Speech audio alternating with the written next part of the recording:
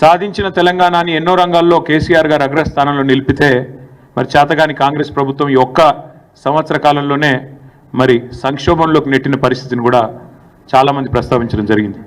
అందుకే తెలంగాణలో 430 మంది రైతుల ఆత్మహత్యలు, 57 మంది పిల్లలు గురుకులాల్లో చేసుకున్న ఆత్మహత్యలు, ఆటో డ్రైవర్లు 100 పైగా జరిగిన ఆత్మహత్యలు, 30 పైగా నేత కార్మికుల ఆత్మహత్యలు, నిన్న మొన్న రియల్ ఎస్టేటు వ్యాపారుల ఆత్మహత్యలు కూడా ఏవైతే చూస్తూ ఉన్నామో వీటన్నిటి గురించి కూడా చాలా వివరంగా చర్చ జరిగింది.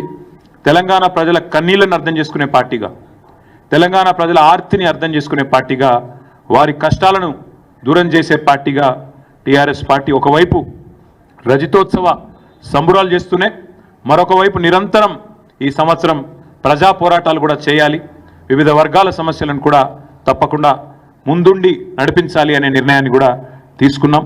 ఇందాక నేను ప్రస్తావించిన కొన్ని వర్గాలు మాత్రమే కాకుండా ఇతర సమస్యలను కూడా ప్రధాన ప్రతిపక్షంగా ముందుండి పోరాటం చేయాలని చెప్పి కూడా కేసీఆర్ గారు దిశానిర్దేశం చేశారు.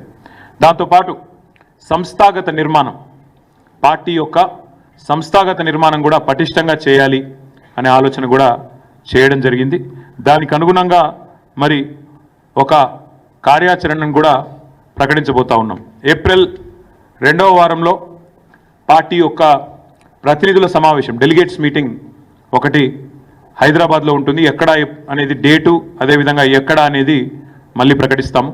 కానీ 2వ వారంలో బహుశా 9, 10 ఆ వారాల్లో, ఆ తేదీల్లో ఒక ప్రతినిధుల సమావేశం హైదరాబాద్లో ఉంటుంది. తదనంతరం మా పార్టీ 24 సంవత్సరాలు నిండి 25వ సంవత్సరంలో అడుగు పెడుతున్న శుభ సందర్భాన ఒక బహిరంగ సభ కూడా ఏప్రిల్ 27 నాడు నిర్వహించాలనుకున్నాం. అది కూడా ఎక్కడ అనేది కూడా మళ్ళీ స్థలం ఎక్కడ ఏ జిల్లాలో ఉండబోతుంది అనేది కూడా మళ్ళీ ప్రకటిస్తాం. ఒక 4-5 రోజుల తర్వాత ప్రకటిస్తాం. అదేవిధంగా 12 నెలల పాటు రజతోత్సవ సంవత్సరంలో 12 నెలలు కూడా వివిధ రకాల కార్యక్రమాలు వివిధ వర్గాలతో మమేకమయ్యే విధంగా చేయాలి అనే ప్రతిపాదన చాలామంది మిత్రులు చేశారు. కాబట్టి దాన్ని కూడా తప్పకుండా చాలా విస్తృతంగా చేపడతాం. సభ్యత్వ నమోదు కార్యక్రమం పార్టీ యొక్క గ్రామ కమిటీలు, వార్డు కమిటీలు, మండల కమిటీలు, పట్టణ కమిటీలు, జిల్లా మరియు రాష్ట్ర కమిటీ, తర్వాత అక్టోబర్ మాసానికి వచ్చేసరికి మా పార్టీ యొక్క రాష్ట్ర అధ్యక్ష పదవి ఎంపిక, ఇవన్నీ కూడా ఈ సంవత్సరమే జరగబోతా ఉన్నాయి. కాబట్టి ఒకవైపు రజతోత్సవ సంబురాలు, మరొక వైపు పార్టీ నిర్మాణం, ఇంకోవైపు ప్రజా పోరాటాల మీద మరి సమాలోచనలు, ఇవన్నీ కూడా కేసీఆర్ గారు చాలా వివరంగా చెప్పారు. దాంతోపాటు మిత్రులు కొన్ని మంచి సూచనలు కూడా వచ్చినాయి. శిక్షణా శిబిరాలు నిర్వహించాలి. మన పార్టీ కార్యకర్తలకే కానీ, విద్యార్థి విభాగమే కానీ, ఫ్రంటల్ ఆర్గనైజేషన్స్ అయిన మహిళా విభాగం, మైనారిటీ విభాగం, కార్మిక విభాగం, వీరందరినీ కూడా యాక్టివేట్ చేయాలి. శిక్షణ కార్యక్రమాలు, సోషల్ మీడియా కమిటీలు ఇవన్నీ వేయాలని చెప్పి కూడా చాలామంది మిత్రులు సూచనలు చేసినారు.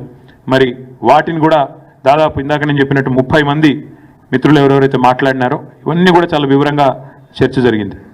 అదేవిధంగా చాలామంది ప్రజా సమస్యలు కూడా చాలా విస్తృతంగా చెప్పారు. ఇంకా ఎండాకాలం రానేలేదు, కరెంటు కోతలు, తాగునీటి ఇబ్బందులు, విద్యా వైద్యం విషయంలో దారుణ వైఫల్యం, ఇవన్నీ కూడా ఇవాళ ప్రజలు ఎత్తి చూపుతా ఉన్నారు. వాటి విషయంలో కూడా విస్తృతమైన చర్చ జరిగింది.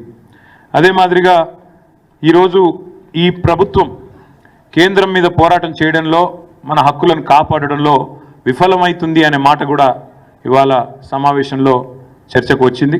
ముఖ్యంగా కృష్ణా జలాల విషయంలో కాంగ్రెస్ పార్టీ, కాంగ్రెస్ ప్రభుత్వం రాష్ట్ర ప్రయోజనాలతో చెలగాటమాడుతున్నదనే మాట కూడా మిత్రులు నల్గొండ జిల్లాకు సంబంధించి జగదీష్ రెడ్డి గారు, మహబూబ్నగర్ సంబంధించి నిరంజన్ రెడ్డి గారు, ఇంకా శ్రీనివాస్ గౌడ్ గారు, ఇతర మిత్రులు కూడా ఈ విషయంలో చాలా విస్తృతంగా వారు కూడా చర్చ పెట్టడం జరిగింది. ఈ అంశంలో కూడా ఖచ్చితంగా కృష్ణా జలాల విషయంలో తెలంగాణకు గనక ఈ కాంగ్రెస్ ప్రభుత్వం అన్యాయం చేసేదానికి ఇదే మాదిరిగా ప్రేక్షక పాత్ర వహిస్తూ కేంద్రం మీద పోరాటానికి నడుం బిగించకపోతే మా పార్టీ తరఫున తప్పకుండా కార్యాచరణ కూడా రూపొందిస్తాం, పోరాటాలు కూడా చేస్తాం.